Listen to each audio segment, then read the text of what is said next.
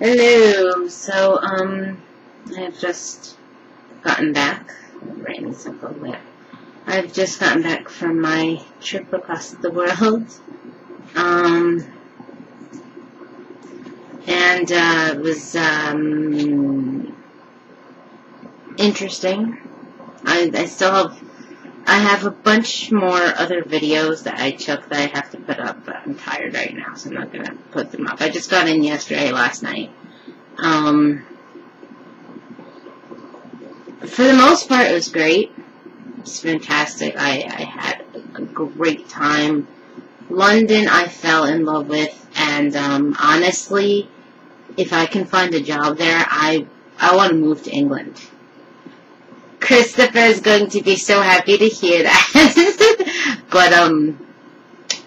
but I really fell in love with England as a whole, not just London, but England. I really would love to live there. So if anybody hears of any good job offerings and wants to help me out, I'll love you forever.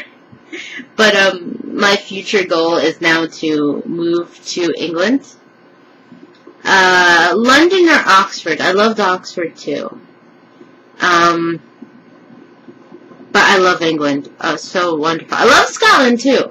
Scotland is amazingly gorgeous. I mean, just gorgeous, bright green mountains and mirror-like lakes, and just insanely awesome. It's just breathtaking.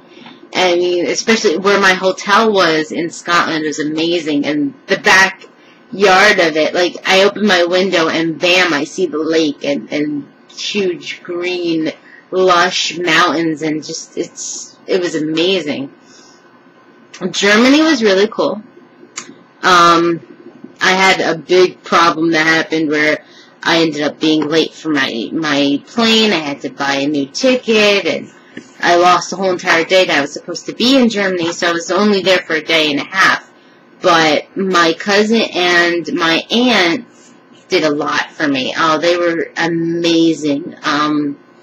We did a sightseeing tour of all of Berlin, and they took me to the Parliament, the Reichstag, I think. It was amazing. Everything was amazing there. Paris was amazing, except the gypsies really creep me out. Gypsies are creepy. They're creepy. I'm serious. And I don't mean gypsies that tell your fortune. I mean gypsies that come around and they try to steal your stuff. Or, like, they'll come up to you, and then they'll have, like, a letter, and they'll say, do you speak English? And if you say yes, they'll start reading you this letter about how terrible their life is and how they need money. They're creepy, and they try to pickpocket you. They tried to pickpocket me.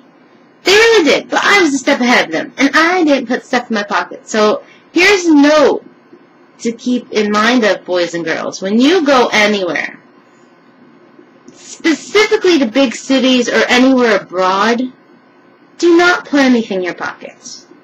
Okay? What I mainly do, the thing I like to do most of the time is have them right here in my stomach. So if I have like a pocket or just anything, I put everything right here. Like my important stuff, because when you're not taking full aware of this, they could do something instantly. Like this lady, like she bumped into me, and then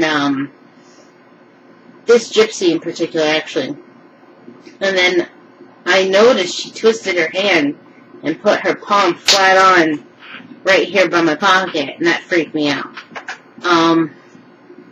So, word to the wise, do not put things in your pocket when you're abroad. Okay? What else? What else? Egypt. I know everybody's expecting me to be like, Egypt is fantastic! Here's a note. Here's something to note. And I'm sure a lot of other people out there who have foreign relatives know this very well.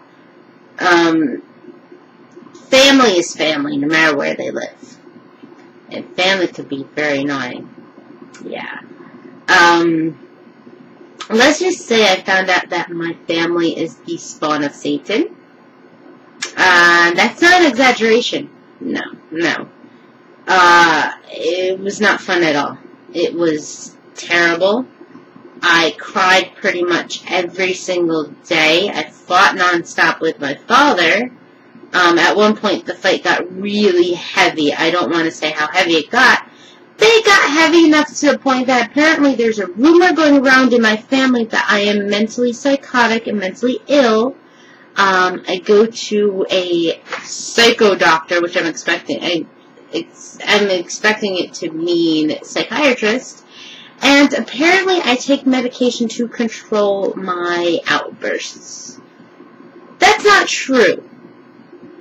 I just have a bad temper. I have a very bad temper. And when things keep weighing, I'm sure everybody's had their... Of course, I should calm myself down. I shouldn't let things get to me. But everybody knows that you have those moments where things keep building and building and building to the point you just snap. I snapped. Because I got to this point with my father where we were fighting, and he threatened to just, like, let me go off by myself to a certain place without helping me and getting me there, and just kind of like saying, well, you went everywhere else, you can go there. The thing is, everywhere else that I went to was pretty much safe, where I was by myself. Like, when I was in London, it has its bad parts, but London is not Egypt. Egypt's a nice place to go to, but if you're a young, single female, it's not that safe. I had men looking at me and doing this from their car. I mean, I've had them do cat calls to me. And it's something else, because especially when they see me like this, my hair down, I'm not wearing a scarf and all that stuff, they think I'm a whore. And my dad's sitting there telling me that he's going to, because he was mad because I wasn't doing exactly what he wanted to do.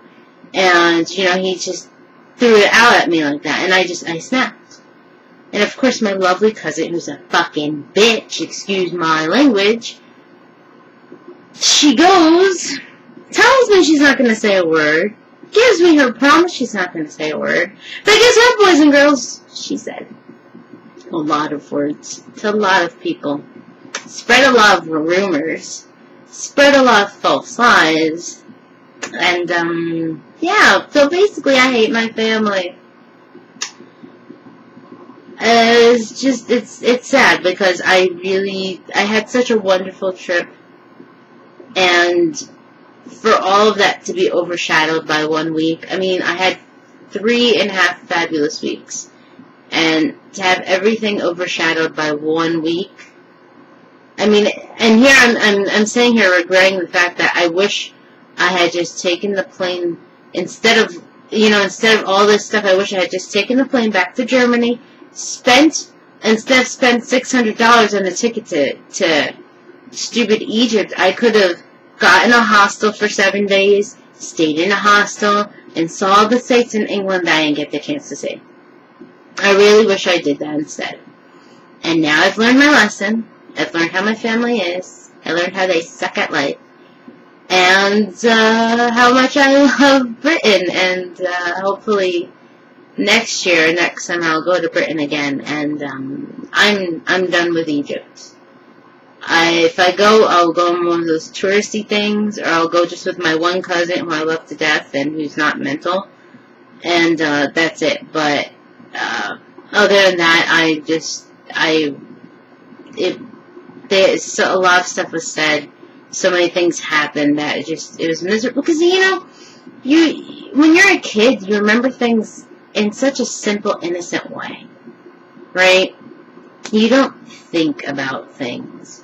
You don't see things as they really are. It's just nice and simple. You play, you have fun. Everybody sees you as a little kid, so they cater to you. And it's just like, oh, I'm having fun. And that's it. That everything's nice and simple. When you grow up, though, you see people who they really are. And you hear things. When I was a kid, if you heard something, like you hear people whispering and stuff like that, you just ignore it. You're just like, whatever. As an adult, though, you're like, what the hell's going on? And that happened with my aunt and my cousin because she was fighting with her, and being nasty to her. I'm not going to get into details, but she was nasty to her, and I'm hearing it from the other room. And this cousin of mine, I love her like my sister. And her mother-in-law was sitting there yelling at her about me in another room. It's something that was my fault. And she sat and yelled at her. And I'm sitting there hearing it. And I'm just like, it's my fault. Why the hell is she doing that to her? I walk in the room because I wanted it to stop. I wanted madness to stop. But I thought, maybe she'll stop and maybe she'll leave her alone. And then I see my cousin packing up to leave the house. And that's when everything started. And it was just another headache after headache after headache. Not to mention the fact we basically did nothing. I mean, my dad kept promising. It's not even just like, oh, I have to get everything my way and that's it, damn it. It's like, you know, when somebody tells you something, they promise you something, you kind of feel cut short when nothing happens. And that's how I felt. Because he made all these big things, and nothing happened. And that's it for now. Part 2 will be up later.